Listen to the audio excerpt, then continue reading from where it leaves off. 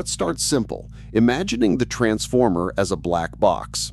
Input a sentence, get a translation. But what's inside this box, replacing those RNNs and CNNs? Okay, so at a high level, it's still a sequence-to-sequence model, just with a different internal engine. Where do we begin to open it up? Inside, we find two main parts, an encoding component and a decoding component. They're connected, working together, much like traditional sequence transduction models. So the overall encoder-decoder structure is still there, but what do these components actually do? Each component isn't just one block, it's a stack of encoders or decoders. The paper uses 6, but the number can vary. It's like building layers of understanding. But unlike a human building understanding sequentially, each layer in the transformer processes the entire input sequence in parallel, refining its contextual grasp in stages. Multiple layers stacking up to process the input, like a deep neural network. What's inside each of these individual encoder blocks specifically that allows for this new approach? Each encoder has two sublayers. The first is a self-attention layer. This is crucial. It allows the model to process a word while simultaneously considering every other word in the input sequence. Wait, self-attention? That sounds like attention, but focused inward. How does looking at other words help encode a specific word? Consider the sentence, "The animal didn't cross the street because it was too tired." When we process it, self-attention lets the model understand it refers to animal, not street. That's a classic NLP ambiguity. So self-attention helps resolve context for each word as it's being processed? Yes. As the model processes each word, it looks at other positions in the input sequence for clues to build a richer representation of that word. It's like finding connections within the sentence itself. So instead of relying on a hidden state passed from word to word like an RNN, it can directly see all relevant words at once? You're connecting it to RNNs, which is a good intuition for context. But here's where it breaks. RNNs build context sequentially. Self-attention builds it for all words in parallel. That's the key difference. It's not about remembering the past, but instantly connecting to all parts of the input. That allows for parallelism. Precisely. Self-attention is the method the transformer uses to bake the understanding of other relevant words into the one we're currently processing. This enriched representation then goes to a feed-forward network. So each word's embedding gets a contextual boost from the entire sentence before moving on. That's a powerful way to represent words. Now that we have this high-level understanding of self-attention's purpose, let's peel back another layer and see how it actually calculates these connections using vectors.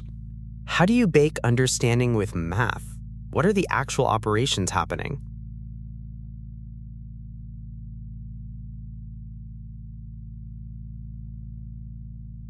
To calculate self-attention, for each input word's embedding, the first step is to create 3 vectors. These are called the query, key, and value vectors. 3 vectors for every word? Are these just arbitrary names, or do they have a specific meaning and function in this learned process? Think of it like searching a database. Your query is what you're looking for.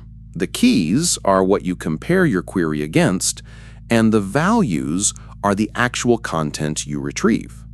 So my query for a word will be compared to the keys of all other words to find relevant information, which then comes from their values? Exactly. These query, key, and value vectors aren't random. They're created by multiplying the embedding by 3 matrices that we trained. These matrices learn what to focus on. So the model learns the best way to project each word into these query, key, and value spaces. It's not hard-coded. Next, to find how much each word relates to our current word, we calculate a score. This score determines how much focus to place on other words. How is this score calculated? Is it a simple comparison? It's the dot product of the query vector with the key vector of each word. For word 1, you dot its query, Q1, with its own key, K1, then with K2, K3, and so on. This mathematical operation quantifies their semantic similarity or relevance. So a high dot product means the query and key are very similar, suggesting relevance, like a strong match in a database query. The scores are then scaled and passed through a softmax operation. Softmax turns these raw scores into probabilities, ensuring they're positive and sum to 1. These are the attention weights, right? They tell us the relative importance of each word when encoding the current word. Precisely. This softmax score determines how much each word will be expressed at this position. It's a learned interpolation, where some words get more voice than others. And the word itself usually gets the highest score, but others contribute based on their relevance. The fifth step is to multiply each value vector by the softmax score.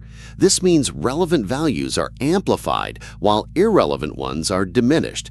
Then, crucially, you sum up these weighted value vectors. This final sum is the output of the self-attention layer for that specific word, a vector enriched with contextual information from the entire sentence. So, a weighted average of all value vectors where the weights are the attention scores. That's a powerful contextual representation.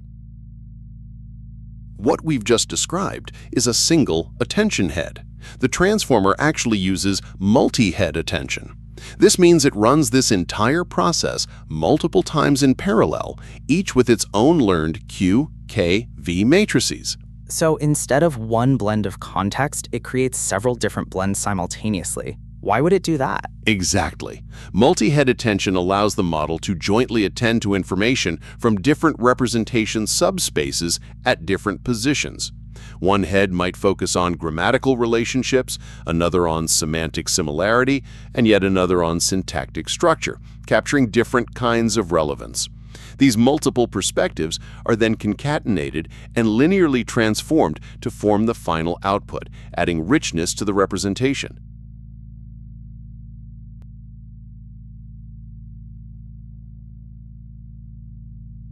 This parallel processing and contextual blending sounds incredibly powerful, but does the transformer have any inherent downsides or limitations? Absolutely. One major challenge is its computational cost for very long sequences.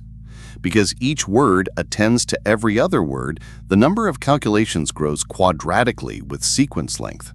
This means if you double the sequence length, the compute needed increases fourfold, making it expensive for extremely long texts without architectural modifications. And it also seems like it inherently loses the sense of word order, right? Since it processes everything in parallel, it doesn't know what came before or after another word. That's a keen observation. Yes, without recurrence, the transformer has no built-in sense of position. This is why the original paper introduced positional encodings, embedding information about the relative or absolute position of tokens into their input embeddings. It's a crucial add-on to compensate for the lack of sequential processing, allowing the model to understand word order.